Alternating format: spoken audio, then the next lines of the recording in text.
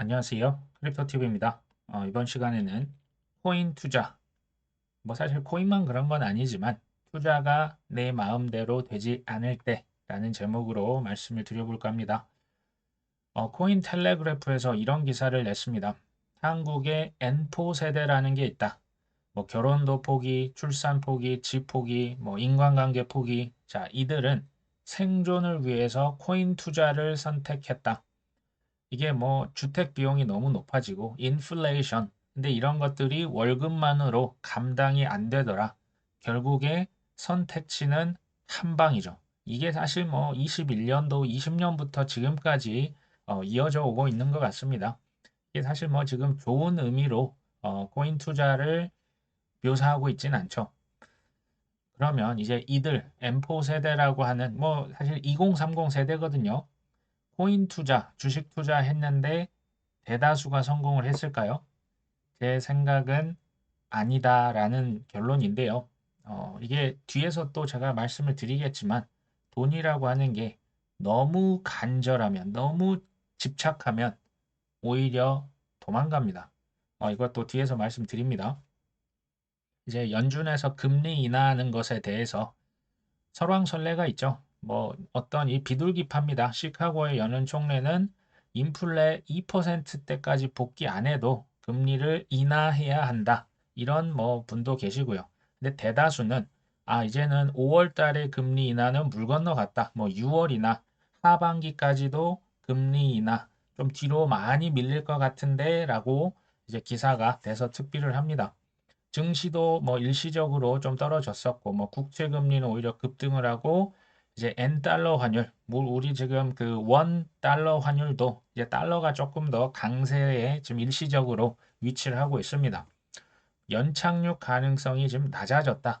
자, 이런 얘기의 이유는 바로 이겁니다. CPI가 왜 이렇게 높게 나왔나 봤더니 이제 렌트비가 급등했다더라.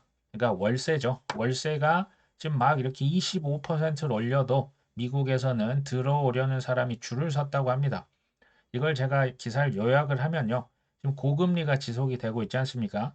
미국에서 집을 살려면 기존 주택을 팔고 새로운 주택으로 갈아타야 하는데 미국에서도 모기지 론을 받습니다. 그러니까 대출을 받는데요. 금리를 비싸게 대출을 받아야 하죠. 그러니까 갈아타기를 엄두를 못 내는 겁니다. 무슨 얘기냐? 집을 팔 수가 없어요. 이걸 팔고 갈아타야 되는데 이게 그러니까 시장에 내놓는 주택 공급, 매도자가 씨가 말린 거죠. 이게 주택의 공급이 계속 감소를 하다 보니 주택 가격이 상승을 하고요. 그에 따라서 여러 가지 비용, 그러니까 뭐 보험료도 있고요. 뭐 세금도 있잖아요. 주택을 팔지도 못하고 사지도 못하고 근데 세금은 증가를 하니까 이 비용을 세입자한테 그냥 덮어 씌우는 겁니다. 세입자에게 전가하고 있다. 이 악순환이 지금 이어지고 있는 거죠. 포인트는 뭡니까? 주거의 렌트비는요. 실물 경제 대비해서 최대 1년 6개월 후행 지표인 거 혹시 아십니까? 1년에서 1년 반 후행 지표입니다.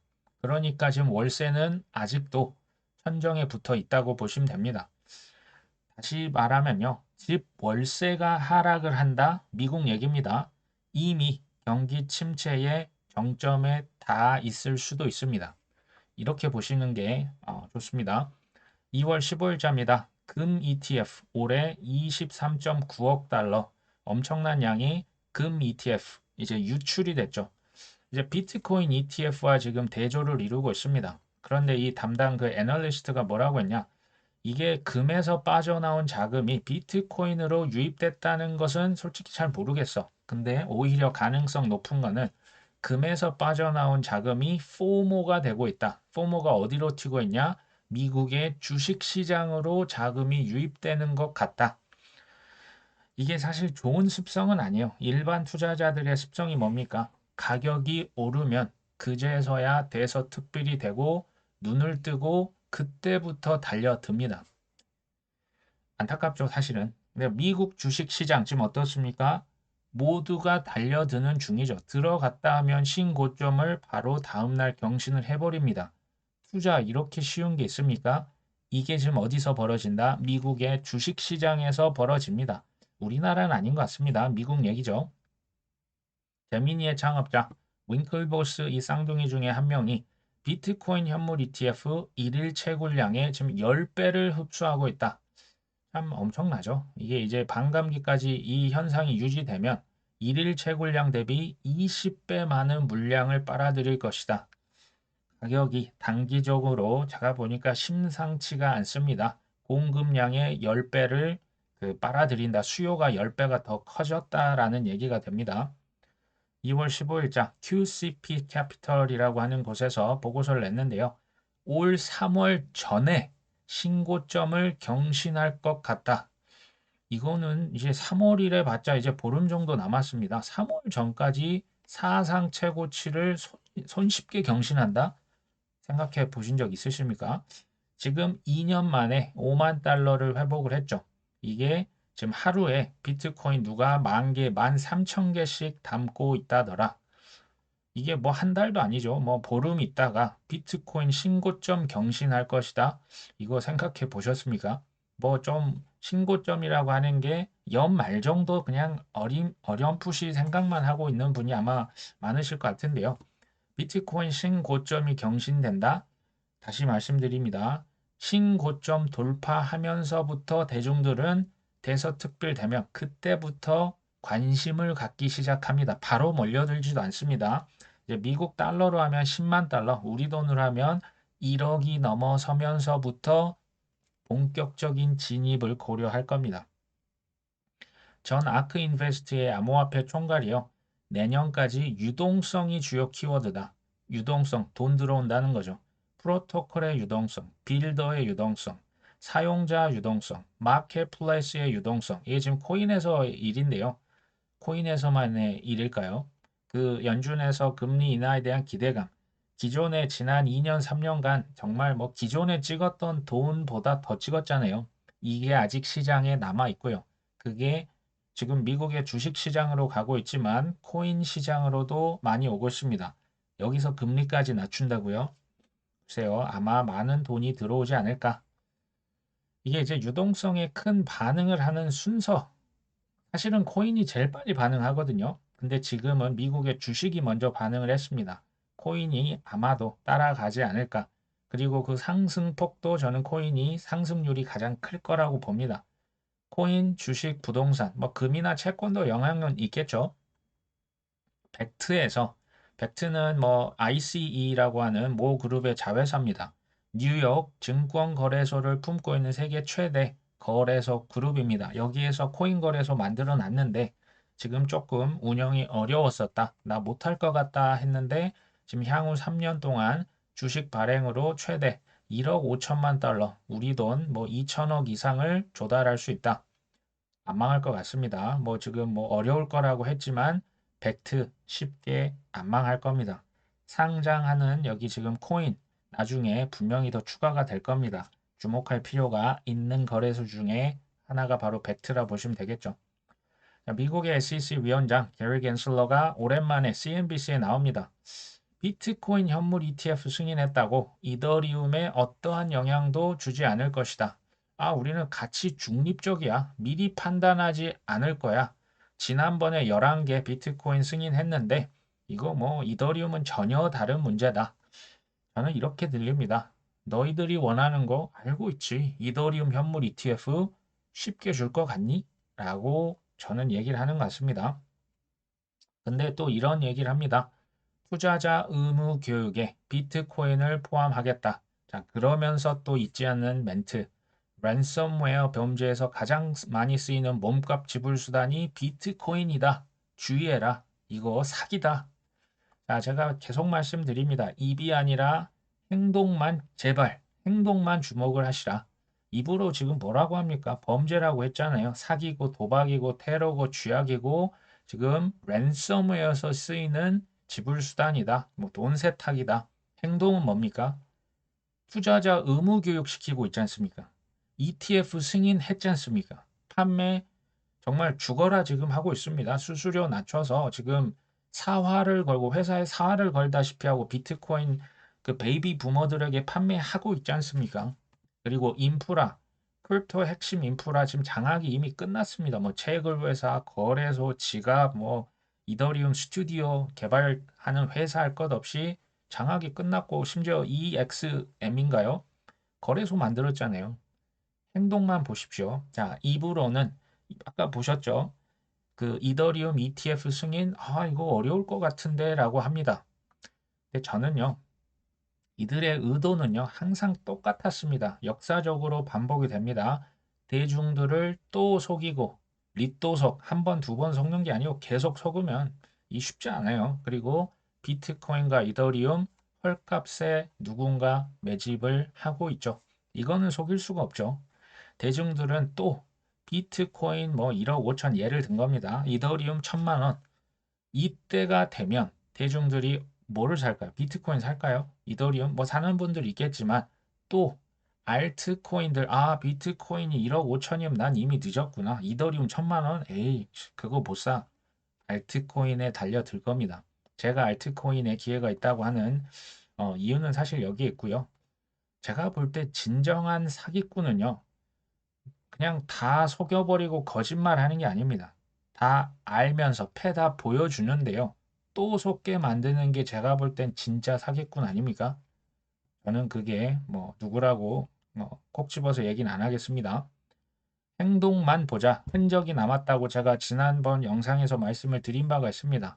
누군가 코인베이스 프라임의 이더리움을 주구장창 3만 1,000개, 3만 2천 개, 3만 3천 개, 3만 4천 개씩 싸서 쟁여놓고 있습니다. 이 지금 수량이 날짜가 이제 2월 중순으로 갈수록 줄어드는 이유가 뭐라고요? 1,000억, 1,100억 원 똑같은 돈으로 이더리움을 사는데 이더리움 가격이 급등하고 있죠. 살 수 있는 이더리움 수량이 지금 줄어들고 있는 엄청난 광경을 지금 보고 계십니다. 물론 악재도 올 수가 있죠. 미국의 법원에서 제네시스 지금 파산한 그 대출 트레이딩 업체 제네시스에서 13억 달러의 그레이스케일 신탁 자산 매각을 승인합니다. 그러니까 코인 판다라는 얘기죠. 14억 달러인데 이제 GBTC 그 비트코인이 제일 많네요. 압도적으로 14억 달러. 이더리움도 1.6억 달러. 이더리움 클래식도 뭐 3,800만 달러 있습니다. 이거 팔 수 있겠죠. 스팟 온체인이라고 하는 것은 뭐 비트코인이 제네시스도 있고 미국의 정부도 비트코인 많이 들고 있던데 라고 하방 리스크 발생할 수 있다. 뭐 이렇게 얘기를 합니다. 미국의 법무부에서 실크로드라고 하는 곳에서도 뭐 비트코인을 계속 이렇게 압수를 했었거든요. 과거에 실제로 이런 퍼드의 재료는요. 하락과 폭락장에서 항상 활용이 됐습니다. 제가 세력이라면 이런 대세 상승장에서 이런 퍼드의 좋은 그 소스들을 낭비하지 않을 것 같습니다. 제가 세력이라는 그냥 전 생각을 해본다고 말씀을 드렸죠. 정신을 못 차릴 폭락에서 이런 퍼드를 집어넣으면요. 굉장히 효과적입니다. 글쎄요, 이 퍼드 해봤자 제가 볼 때 지금 이런 분위기면 별로 효과가 없거든요. 과거에 어떤 퍼드를 썼습니까? 굉장히 창의적입니다. 뭐 다단계 사기, 쥐약, 테러 좋습니다. 그때 이제 비트코인 채굴 가지고 넘어집니다. 환경 오염된대. 그리고 중국에서 금지한대. 인도에서 금지한대. 테라 루나 너희들 봤지? 너희들 코인 투자하면 은행이 이제 날아갔지 않습니까? 은행 위기 왔어. 그런데 지금 코인이 어떻게 됐습니까? 죽지 않죠. 바이낸스, 테더, 뭐 저기 저스틴 선이 이끄는 트론, 뭐 중국계 거래소들, 마운트 곡스, 채권단 이 10년 전 일을 지금까지도 써먹어요. 미국 정부에서 비트코인 야 20만 개 들고 있는 거 너희들 알지? 시장에 언제든 던질 수 있어. 최근에는 이더리움 ETF, 이거 승인 어려울 것 같은데 또 여기에 이제 경기 침체까지도 더해지니 엄청 저는 이거 끝도 없이 나올 수 있어요. 이런 소스들을 언젠가 제가 볼 때는 또 쏟아낼 수 있습니다. 지금 쓰는 건 제가 볼 때 좀 아깝습니다. 자, 어쨌든 시티뱅크 아발란체의 서브넷을 활용해서 사모펀드 토큰화 테스트를 진행했다. 제가 이거 말씀을 드린 바가 있는데요. 아발란체나 이더리움 제가 이거 공부를 해보니까 이거 원래는 퍼블릭 블록체인이 맞거든요. 그런데 이것들을 프라이빗 블록체인화 시켜서 이거를 쓰려고 합니다. 퍼블릭은 통제가 안 돼요. 프라이빗화 하면요. 본인들 입맛에 맞게 편집, 통제를 할 수가 있습니다. 그렇게 지금 변형시켜서 테스트를 하고 있는 겁니다. 어디에 쓸까요? 자산 토큰화에 쓰는 거죠. CBDC, 스테이블 코인, 은행에서 이제 은행 코인들 지금 그 이제 연준의 승인을 기다리고 있거든요. 이런 것들을 다 지금 프라이빗화 시켜서 이더리움 아발란체 위에서 지금 테스트를 하고 있다.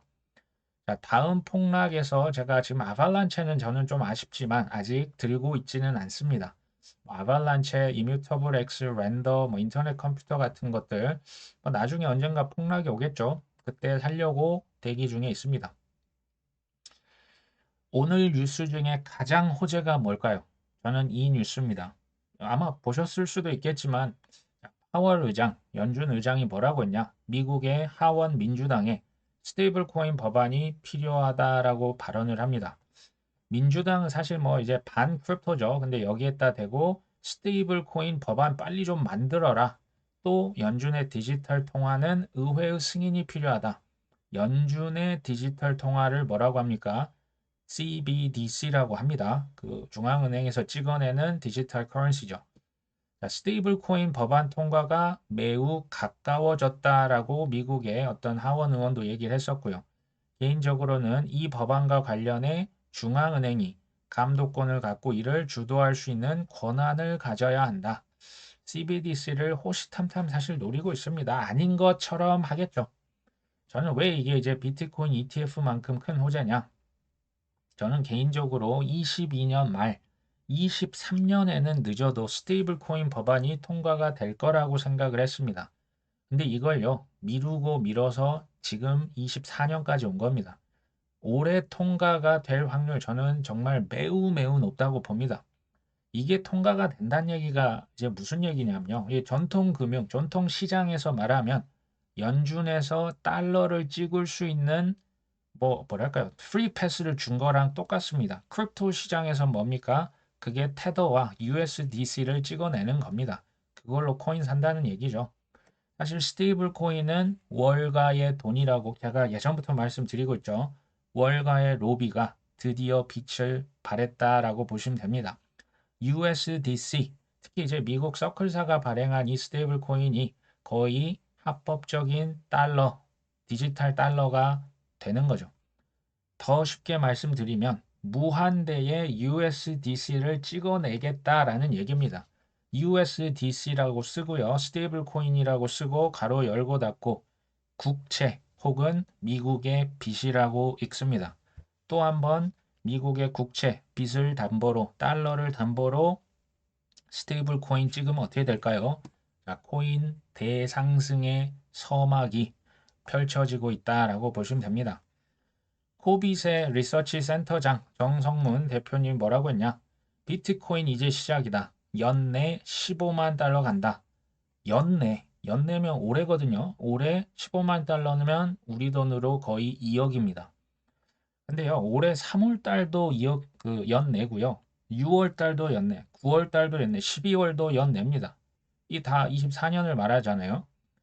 언제 2억 간다는 얘기일지 사실 모르죠. 이분도 모르고요. 저희도 모르고 아는 사람 아무도 없습니다. 근데 생각보다 빨리 올 수도 있겠네 라는 생각 들지 않으십니까? 제가 좋아하는 코스톨란이 책에서 뭐 그 주식 투자의 10계명 오늘 뭐 다 보진 않고요. 3, 4, 5, 6번을 볼 겁니다. 근데 이제 가만 보시면 제가 이걸 나눠놨습니다. 확신이 서면 물러서지 말고 강하고 고집스럽게 밀어붙여라. 그 다음 모든 일이 예상과 다르게 진행될 수 있다는 점을 명심하고 인내하라. 자신의 생각이 잘못될 수 있음을 인정하고 유연하게 행동하라. 전혀 새로운 상황이 전개되면 즉시 팔아라. 잘 생각을 해보시면 조금 상반되는 것 같지 않으십니까? 위에서는 고집스럽게 밀어붙여라고 했는데 밑에서는 유연하게 행동하랍니다. 이거 이해가 되십니까? 쉽지 않죠. 비트코인이 예전에 21년도 4월 달에 한번 피크, 11월 달에 피크, 지금 거의 7천만 원, 7,100만 원 이렇게 넘은 게 정말 우리 구독자분 중에서도 21년에 사서 고생 많으셨던 분 계시잖아요. 일단 우리가 좀 축하를 하고 가자. 좋은 일입니다. 이제는 뭐 거의 이제 신고점이 눈앞으로 다가온 느낌이 드는데요. 한번 생각을 해보자라는 겁니다. 25년도 우리가 생각하고 있잖아요. 그때 최고점이 올 거야. 그때 나 매도해서 빠져나갈 거야. 근데 불과 보름 후에 1억 넘으면 어떻게 하실 겁니까?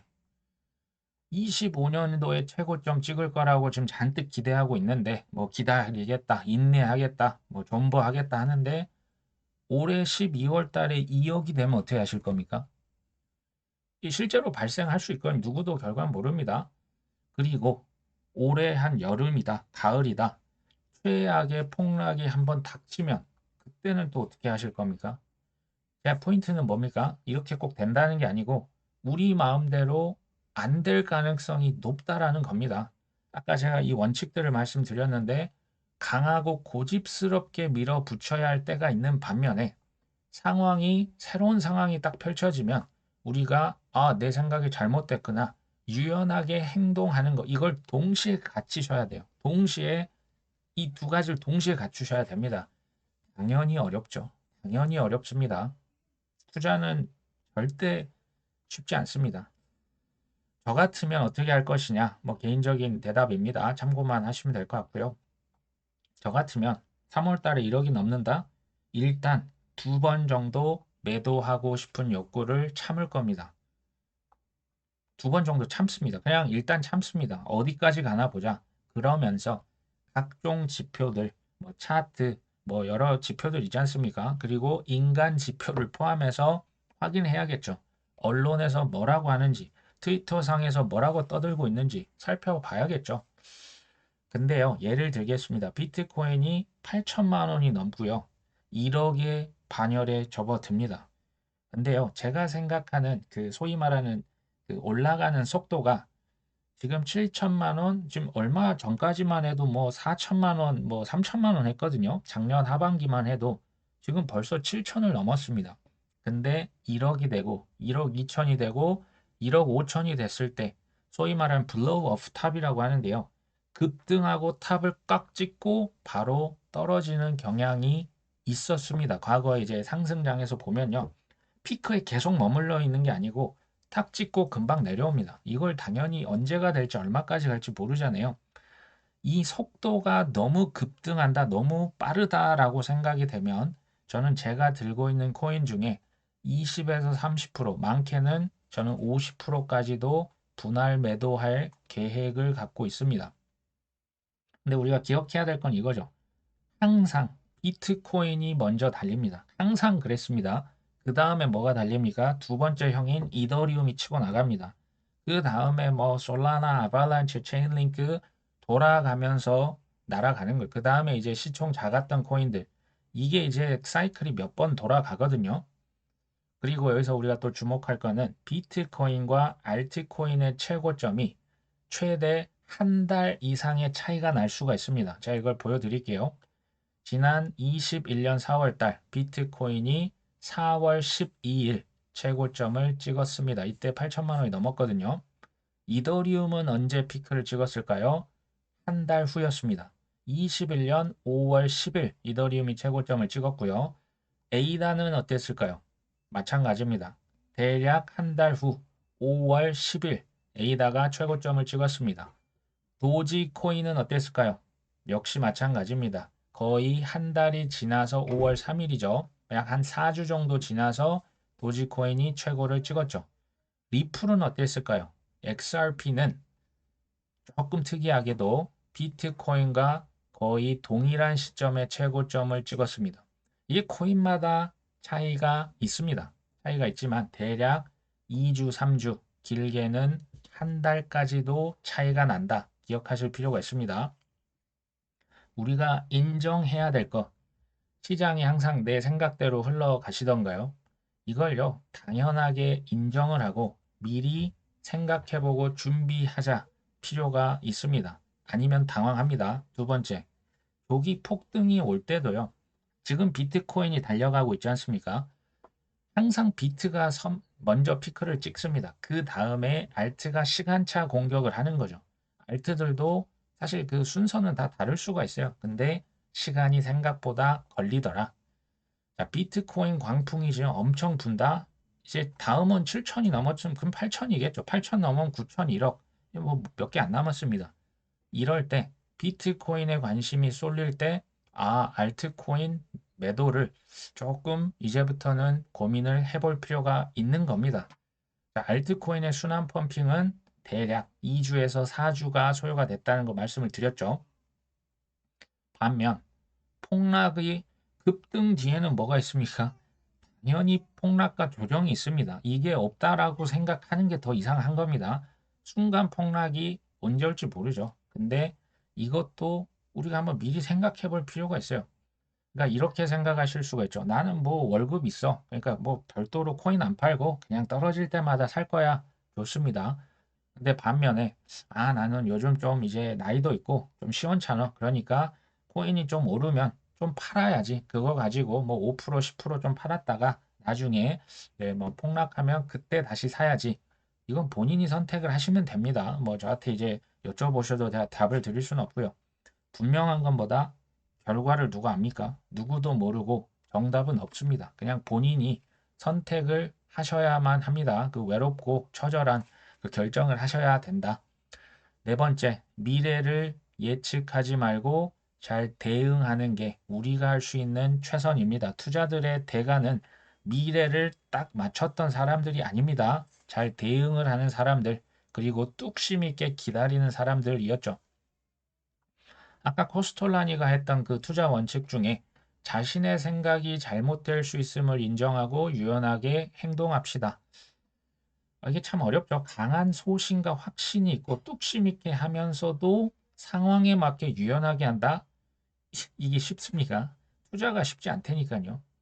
이게요, 제가 비유를 하면 이제 골프 같은 거 강습 받으실 때 그 이제 레슨 하시는 분이 어깨에 힘 좀 빼세요라고 얘기하는 거 많이 들어보셨죠? 뭐 운전할 때도 그렇고요. 어떤 운동을 배울 때 힘을 빼세요라고 하는데 힘이 빼집니까? 힘이 안 빼지죠. 투자에서도 힘을 빼셔야 되거든요. 투자에서 힘을 뺀다는 게 뭘 의미할까요? 저는 이렇게 생각합니다. 돈에 대한 집착을 줄이는 겁니다. 돈에 대해서 돈 하면요. 집착을 줄일 수가 없고 탐욕이 절제가 안 된다니까요. 공포에 팔고요. 그 집착에 탐욕에 삽니다. 이걸 무한 반복하는 거죠. 돈에 대한 집착을 줄이는 거 알겠는데 그거 어떻게 하는 건데 뭐 저는 뭐 이렇게 생각합니다. 사람마다 대답이 다를 수 있겠죠. 돈보다 더 소중한 가치가 있으십니까? 이게 없으면요. 제가 볼 때는 거의 불가능합니다. 돈보다 더 소중한 가치가 있으면요. 돈이 말 그대로 이제 수단으로 보이거든요. 근데 돈이 나의 최종 목표이자 구세주이자 나를 이 M4 세대에서 지켜줄 수 있는 유일한 것. 이게 소위 말하는 우상 아닙니까? 이게 아이돌입니다. 아이돌이 되면요. 못 빠져나와요. 이게 참 어려운 얘기죠. 코스톨라니가 투자의 90%가 심리라고 얘기를 했었죠. 저는 이렇게 말씀을 드려 보겠습니다. 성공 투자의 비결은 힘 빼는 것이다. 근데요, 같은 말이에요. 힘을 빼야 객관적이 되고요. 좀 뭐랄까요, 이성적으로 행동을 할 수가 있어요. 힘을 안 빼고 잔뜩 들어가 있으면 말리죠. 심리가 말립니다. 제가 보니까요, 돈이요, 이게 너무 간절하잖아요. 목표 좋습니다. 뭐 경제적 자유, 뭐 집을 사겠다, 50억 벌겠다, 퇴사하겠다, 결혼하겠다. 다 간절한 이유 없는 사람이 있습니까? 투자자 중에. 근데요, 너무 간절하니까 일을 오히려 그르칩니다. 제가 이거 깨달는데 10년 걸렸어요. 그러니까 저보다 더 빨리 깨달으신 분, 전 오히려 그 좋은 일이라고 봅니다. 이거 빨리 깨달으셔야 됩니다. 좀 심하게 말하면 이번 아니면 뭐 다음번에 되겠지 뭐. 뭐 내가 생각했던 그 목표 금액, 나 이거 아니면 나는 절대 안 돼. 아마도 그 금액이 뭐 예를 들어 그 50억이라고 하면요. 50억 될 때까지 안 팔고 있으면 또 한 번 마이너스 98% 경험할 가능성이 제가 볼 땐 높습니다. 투자 성공하려면 싸게 싸서 싸게 사서 비싸게 판다. 책을 100권을 보시면요. 다 똑같은 얘기예요. 싸게 사서 비싸게 팔아야 한다. 그 책 100권의 핵심은 이겁니다. 문제는 실행이죠. 자, 조기에 급등을 해서 막 코인 광풍이 닥친다? 파셔야죠. 전부는 다 아니더라도 일부라도 파셔야죠. 이 말이 핵심이라니까요. 싸게 사서 비싸게 파는 게 핵심입니다. 반면 큰 폭락이 닥치면요. 싸게 사셔야죠. 매수를 고려만 하고 패닉 셀이 아니고요. 패닉 바잉을 하셔야죠. 이걸 실행에 옮기셔야만 합니다. 이게 이제 뭐 그 본인이 그 결국은 선택을 하는 영역이긴 하죠.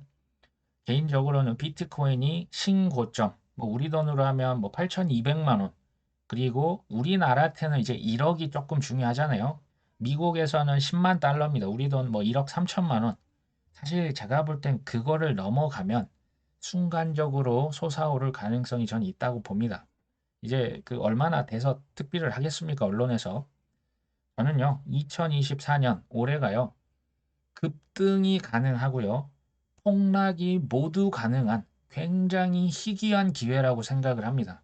이게 둘 다 찾아올 수 있다고 봐요. 반면 25년 올해 말로 가거나 이제 내년 넘어가면 이미 이제 뭐 미국 대선도 해가지고 돈이 많이 풀리고 그때 이제 돈 푼 거의 효과가 올해 말이나 내년부터 저는 가시적으로 나올 거라고 봅니다. 지금은 기대감이지 않습니까? 마지막에 제가 이 기사를 왜 가져왔냐? 대기업도 안 간다. 의대 열풍에 연고대 상위학과 대거 미등록. 이게요. 이제 그 뭐 스카이고 뭐고 다 필요 없고 삼성전자 현대차 너나 가세요. 나는 의대 가겠습니다. 내 자식들 무조건 의대만 보낼 겁니다. 지금 이렇게 핵심입니다. 이게 이제 요지인데요. 그 뭐 요즘에 그 의대 정원 뭐 확대해서 그 정부랑 마찰이 있지 않습니까? 의대를 더 이제 뽑는다고 하니까 공대생 절반이 의대 가면 더 뽑히겠네 하고 반수를 준비한답니다. 근데요, 제가 볼 때 제일 중요한 건요, 이유가 중요해요. 목적이 중요합니다. 근데 혹시 그 이유가 돈 많이 번다 하더라, 혹은 남들이 알아주니까, 혹시 이거 아닙니까? 혹시 그 이제 직계 가족 중에 의사들이 있는 분 계실까요?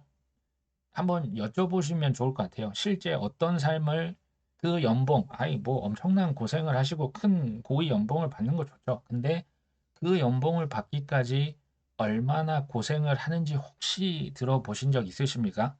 이제 한 달이 건너면 제가 볼 때 조금 그 충격이 덜해질 수가 있습니다. 그 시골의사 박경철 그분 책 보면서 에세이 보는데 나는 그 의사가 그런 거라면 난 절대 안 하겠다. 저는 그렇게 생각이 사실 들었거든요.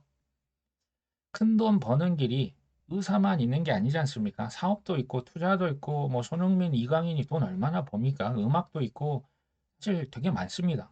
굳이 꼭 의대여야 할 이유가 있습니까? 저는 뭐 의대를 폄하하는 게 아닙니다. 다른 길이 다양하게 있다. 쏠림 현상은 조금 문제가 될 수 있다. 저는 이 말씀을 드리는 거고요. 의대가 지금 증원을 늘린다고 합니다. 정부에서 어쨌든 주장이죠. 인공지능과 웹3 시대, 소위 말해서 의대가 이제 뭐 병원 안 가도 이제 소위 뭐 온라인으로 뭐 보기도 하고요. 인공지능이 보기도 하고요. 의대가 지금 고액 연봉을 의사가 받는 것은 희소성 아닙니까? 이 희소성이 유지될 수 있을까요? 혹시 죽도록 고생은 했는데 이제 취업이 안 되고 바로 개업해야 하는 사태가 발생하진 않을까요? 사실 뭐 그 변호사들도 그 사법 시험에서 그 로스쿨 제도로 바뀌면서 생각보다 취업이 어려워졌다는 얘기를 제가 들었거든요. 그럴 가능성은 혹시 없을까요? 전 잘 모르겠습니다. 근데 제가 아는 건 이겁니다. 싸게 사서 비싸게 팔아야 된다. 이게 핵심이에요. 워렌 버핏도 이걸 어긋나면 돈 잃습니다. 그러면요. 남들이 다 치킨집하고 카페 한다던데 그럼 나도 해볼까? 될까요? 안 될까요? 안 되죠. 남들이 다 가는 길, 소위 말하는 레드 오션 아닙니까? 타 부서에서 박 차장, 그 뭐 투자해가지고 돈 벌었다던데 나도 한번 코인 투자해볼까? 나도 한번 주식 해볼까? 알죠. 이미 늦은 겁니다. 이게 참 어렵지만 뭐 어쩔 수 없어요. 자, 나에 대한 돈에 대한 집착을 줄여야 취업도 되고요. 사업도 되고 투자도 유리합니다. 한번 취업 지망생이 면접을 갔는데 그 면접관 앞에 회사의 임원진 앞에서 나에 대해서만 얘기하면 뽑으실까요? 내가 연봉이 얼마입니까? 내가 얻을 수 있는 게 뭔가요? 내가 하면 뭐가 주어지나요? 아니죠. 회사에 내가 어떻게 기여를 할 수 있는지 설명을 해도 지금 모자랄 판국 아닙니까? 자, 유튜브도 마찬가지 아닙니까? 자, 공부해서 남주자. 이게 저희 모토입니다.